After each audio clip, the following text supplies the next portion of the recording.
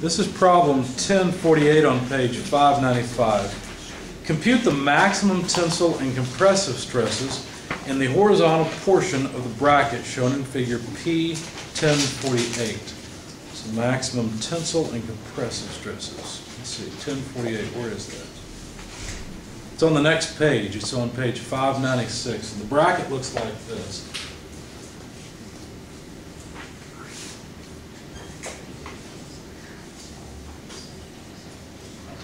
There's an 85 Newton load,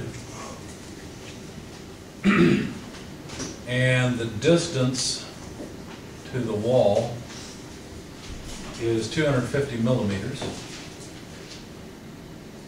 The height to the top of this beam is 113 millimeters. And then they've got a section view looking this way. And if you look that way, what you'd see is this section. Okay, it's got a 1.5 millimeter typical thickness all the way around. The centroid is apparently at 4.5 millimeters from the bottom. The overall height is 7 millimeters, and the overall width is 11 millimeters. So their question is, compute the maximum tensile and compressive stresses in the horizontal portion. So they don't really care too much about the vertical portion.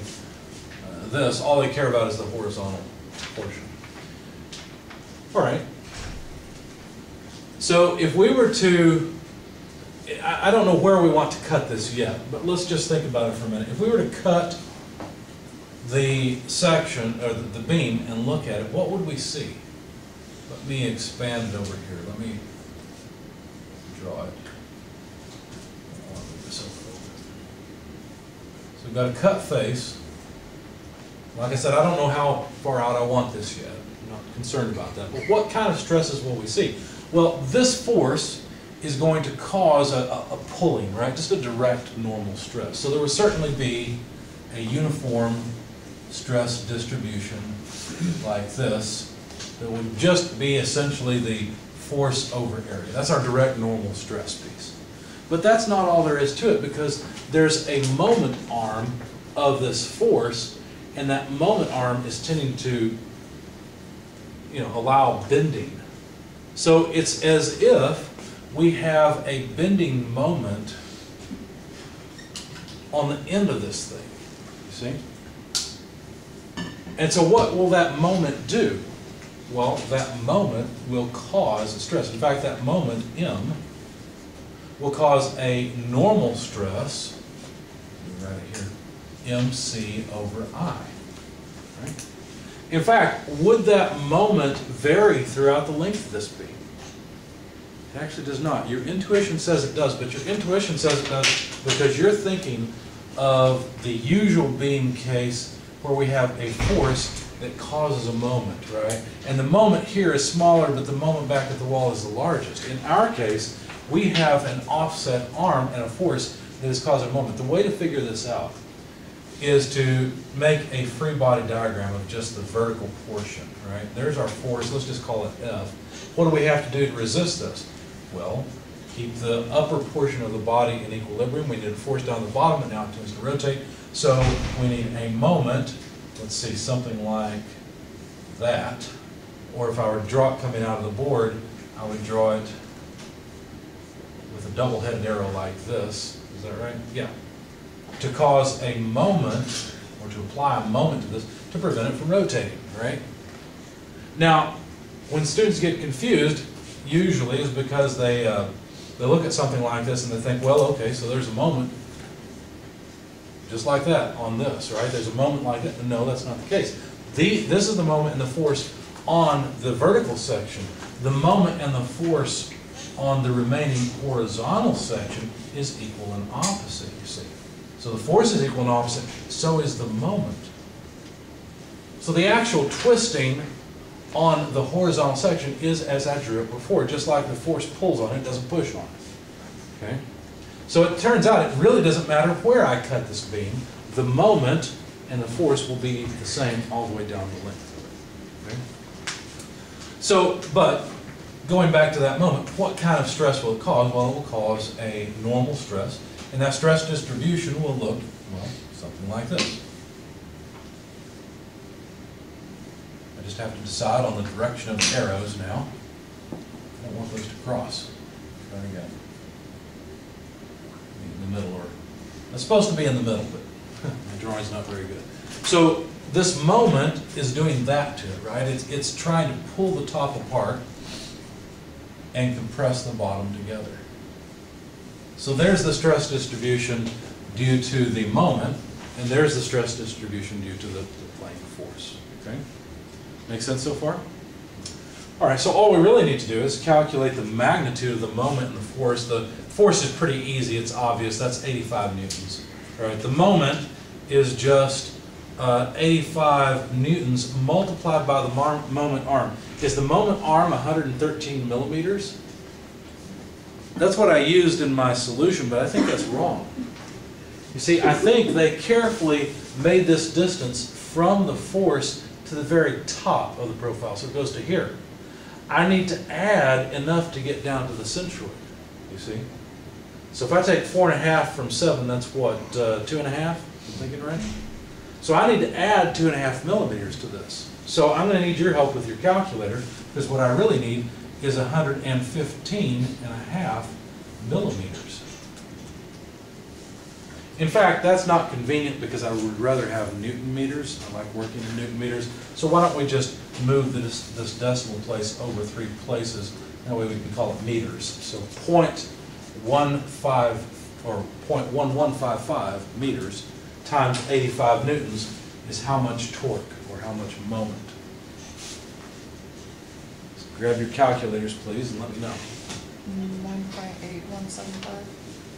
9.8175 newton meters. Thank you. I got 9.605 using the 113, so that sounds right. So there's, and I recorded it. All right, let's put this in the right place.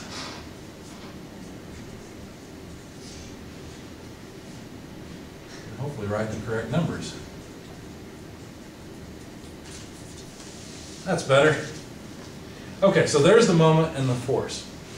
So now calculating the maximum tensile and maximum compressive stresses, where do you think they will occur? It's pretty obvious this is the maximum tensile, right? You've got to add those two together. When we take the difference, what do you think is going to happen? Which one's going to be bigger?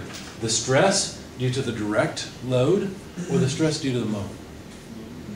It's almost always the moment, okay? If we had a really tiny moment arm, maybe the direct stress would be more, but even then, most of the time, the moment is larger, okay? So you should always suspect that in real machines that the moment is what's causing your problem if you've got a failure problem. 9 times out of 10, you'll be right.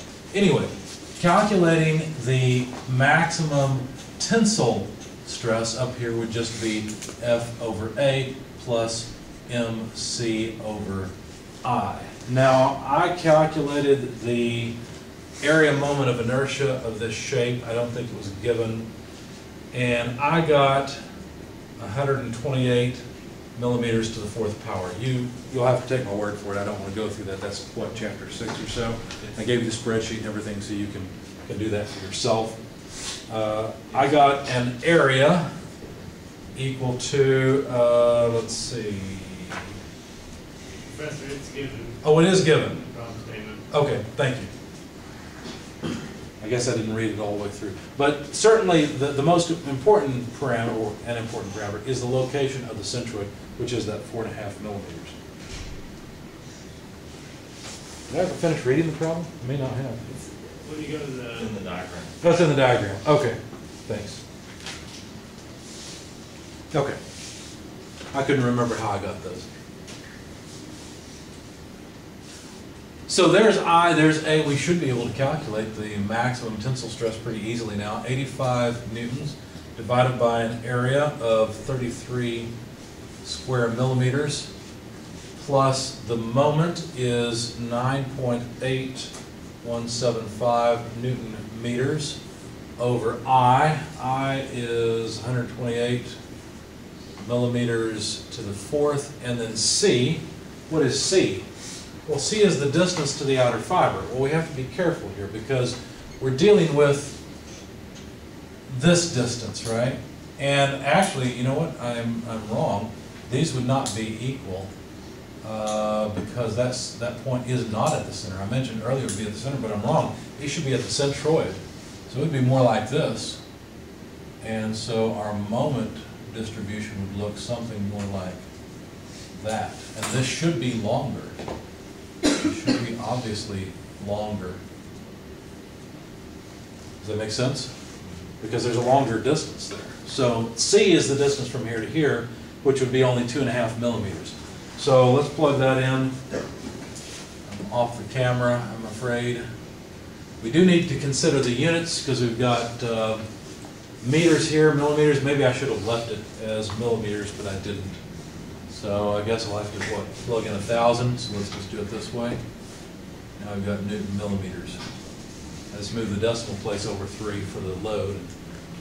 That takes care of it. So grab your calculators. We've got Newton millimeters, millimeters over millimeters to the fourth. That'll be newtons per millimeter squared. What units will we have first? A Newton per square millimeter is a megapascal. Excellent. You guys are beginning to memorize it. So we'll have megapascals for the first term, megapascals for the second term. What do we get?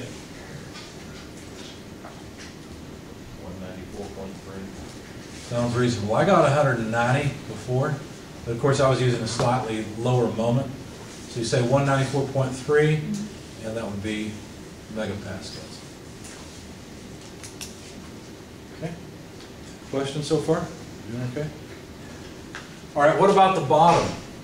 Well, for the bottom, we're pretty sure this is going to be compression, right? So let me just go ahead and write it that way. I'm going to have F over A less MC over I. We usually indicate stresses that are compressive by negative. Of course, I'll flip that sign at the end because it's just a compressive stress, but this way it'll make some sense to me. So we really just need to take the difference between these two, except that now C is different, right?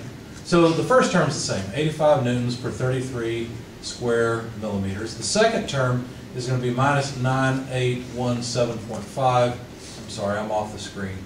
And this is the important part. Let me put C first. I'm sorry, I have to do this. Let me put CM so that if you're on the screen or on the camera, you can see it. So C is going to be this distance, this 4.5 millimeters. So that's the main change from what we did before, and then times the moment 9,817.5 Newton millimeters divided by the same moment of inertia, 128 millimeters to the fourth. Okay? If you plug that into your calculators as well, and let me know. Pretty sure this term is going to come out bigger than this term. You know, it's got almost 10,000 in the numerator.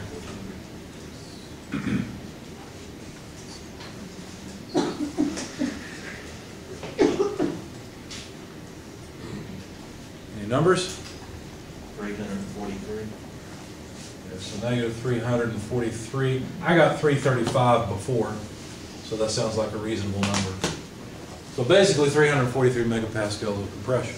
So there's more compression in the bottom of these legs than there is tension in the top. Now, what would you actually be concerned about if you built this? What would be your main concern? Buckling, exactly. Because these legs down here are thin sections and they could buckle along their length, right? They've got a compressive stress. So that would be the concern. Comments, questions? Anything else?